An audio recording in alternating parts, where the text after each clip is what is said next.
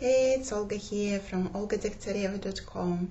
This is where you overcome overwhelm, get in charge of your day, become more productive while feeling happy in your life. Today's week easing is this week's easing is all about when we work on a big project, how we are being too self-critical, how we are being discouraging to ourselves, and possibly giving up far too early on ourselves when we move towards this big goal. So I want to share with you how we are giving ourselves a disservice by doing this, and how we can turn around and being more effective at working towards a big project. So I want to start with an analogy, and this is an analogy with a baby learning to walk. So when the baby starts to pull themselves up against the wall and trying to make a first step, and then they fall on their bum. So what do? Do we sigh and say, oh bummer, and then pick up the phone and phone our parents, say, you know what, I think this baby will never learn to walk? And do we ever do this? Oh no, it's the complete opposite. We cheer for the baby's first attempt, yay, go go go, and then we have this trust that the baby will learn to walk. It just needs to take these baby steps towards that, and then we provide encouragement, we provide support, give them a hand and walk around with them, and also look at the baby, they persistence in learning that. So now take this analogy and transfer and apply it to a big project you are working on, and all these elements of trust, of encouragement, being supportive, and being persistent. But often our reality is that we are self-critical. We just take few steps, and then something doesn't work. We start having these thoughts, oh, maybe I'm not good enough, or that's not gonna work. And those thoughts, what they do, they slow us down in our progress, and we make some other steps and something doesn't work, maybe we even give up, and that's like giving up far too early on ourselves.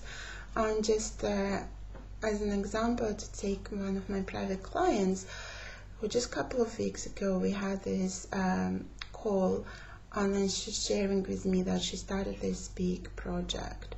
So it's like learning a new type of analysis so that she can compare with other things that she's done before. And it's like reading up on background, understanding it, and also looking into the programming code. So it just sounds like quite complicated, quite a big task. And just seeing her being so frustrated, so angry with herself, that the progress is so slow, that maybe she's not good enough. I was like, oh, wait. So when we talked, we found out that she did actually 4 steps towards understanding, so kind of a preparation phase for that project. And she did them well, so they worked. There were lots of other things that didn't work, but look, why would you try more than 4 things within the first week? So you did well. You were just asking far too much of yourself, being far too critical on yourself, and far too discouraging. So I provided support, and she really looked back and, yeah, wow, I've achieved these 4 things. They did work well.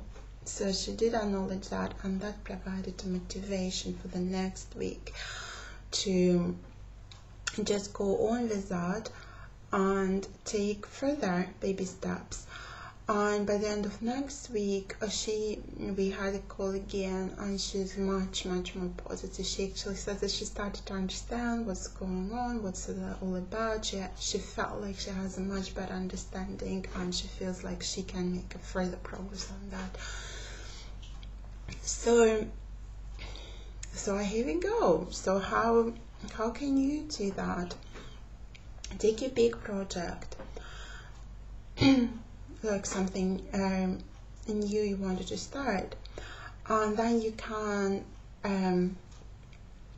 divide it into definable, manageable tasks. So define manageable tasks within this project, and then break it down into baby steps that you can take, like totally little baby steps, that will take you 15 or 30 minutes.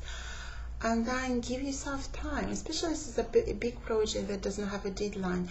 Give yourself time, a week for this task, a week for another task, and then also give yourself a room for things not working and things coming up. If someone is away and you wanted to meet someone for their expertise and they are away, give a room for these kind of things happening.